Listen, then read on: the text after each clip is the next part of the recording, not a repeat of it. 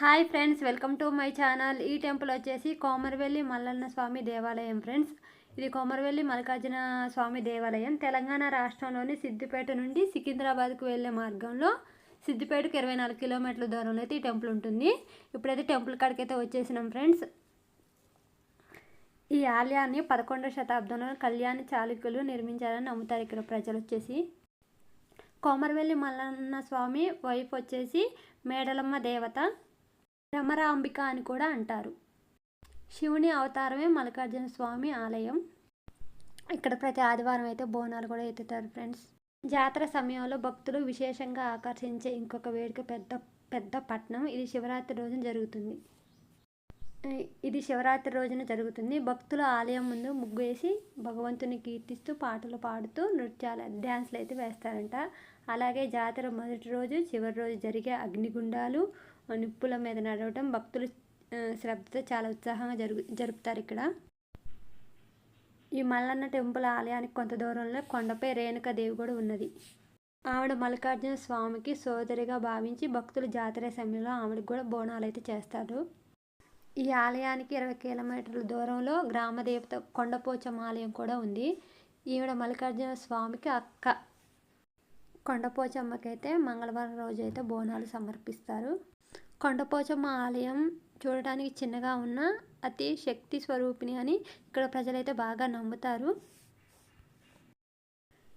ఈ మార్గం నుండా కొండపైకి అయితే స్వామివారిని చూడటానికైతే వెళ్ళాలి పైకి.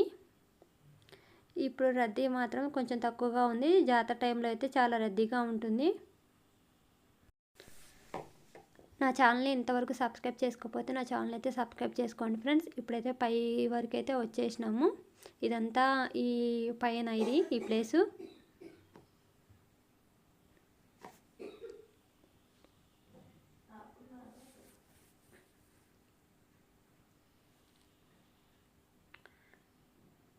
ఈ పైన ప్రదేశం మొత్తం ఇంకా పైన ఉంది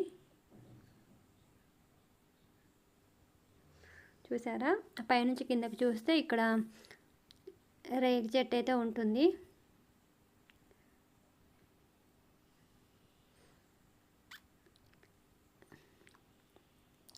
స్వామివారి దగ్గరికి అయితే మనం వచ్చేసినాము. ఇక్కడ స్వామివారిని అయితే మనకు వీడియోలు తీయడానికి అయితే ఒప్పుకోరు కాబట్టి ఇక్కడ దాకైతే చూపించగలను దేవుడిని.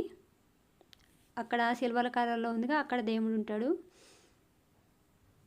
నేను లాస్ట్లో పిక్ వేస్తాను. అట్లా ఉంటాడు దేవుడు కొలువే. అక్కడ దిగుతున్న మార్గం నుంచి దేవుడిని చూసేసి కిందకి దిగేయాలి. డైరెక్ట్గా వచ్చేసి ఇక్కడ ప్రసాదం తీసుకోవాలి.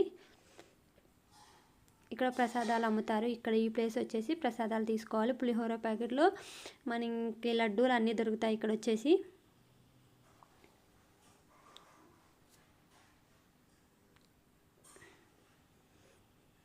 ఇక్కడ అమ్మవారికి కట్టిన చీరలు కూడా అమ్ముతున్నారు. అమ్మవారికి ఇంకా కొమరవెల్లి మన్నలు కట్టిన పంచెలు అన్నీ అయితే ఇక్కడ సేల్ చేస్తున్నారు. మనం కొనుక్కోవచ్చు డబ్బులు ఇచ్చి.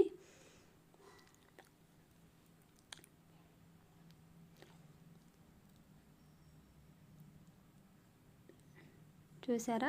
నా ఛానల్ ఇంతవరకు సబ్స్క్రైబ్ చేసుకోకపోతే నా ఛానల్ తప్పకుండా సబ్స్క్రైబ్ చేసుకోండి ఫ్రెండ్స్. దర్శనం అయిపోయిన తర్వాత ఈ ప్లేస్కి వచ్చి ఇక్కడ కాసేపు కూర్చోవాలి.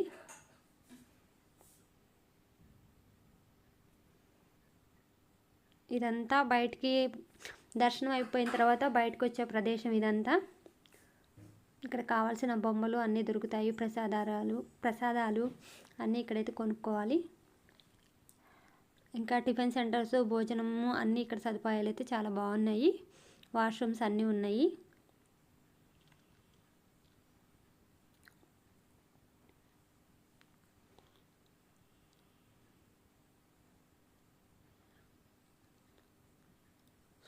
బోనాలు ఎత్తుతున్నారు చాలామంది అయితే. మనం ఇక్కడ బోనం ఎత్తుకున్న తెల్లారే అయితే మన కల్లోకి అయితే దేవుడు వస్తాడంట. బాగా నమ్ముకున్న వాళ్ళకైతే నైట్ కల్లోకి దేవుడు కనిపిస్తాడంట బోనం ఎత్తిన తెల్లారే. ఇక్కడ లోపలికి వెళ్తే రేగి చెట్టు ఉంటుంది.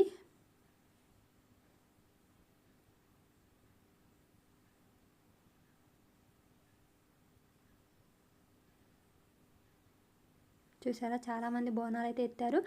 ఇది భోగి ముందు రోజు 2025లో భోగి ముందు రోజు ఈ వీడియో.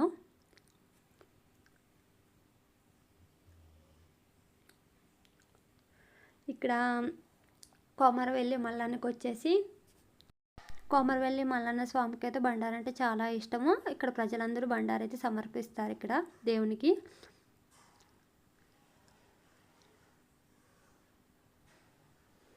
ఇక్కడ రేగి చెట్టు ఉంది. ఈ రేగి చెట్టుకి పూలదండలు అట్లా వేలాడితే మన కోరికలు అయితే నెరవేరుతాయంట. పైకి ఇసిరితే అక్కడ పైన ఆగితే మన కోరికలు నెరవేరుతాయంట ఫ్రెండ్స్.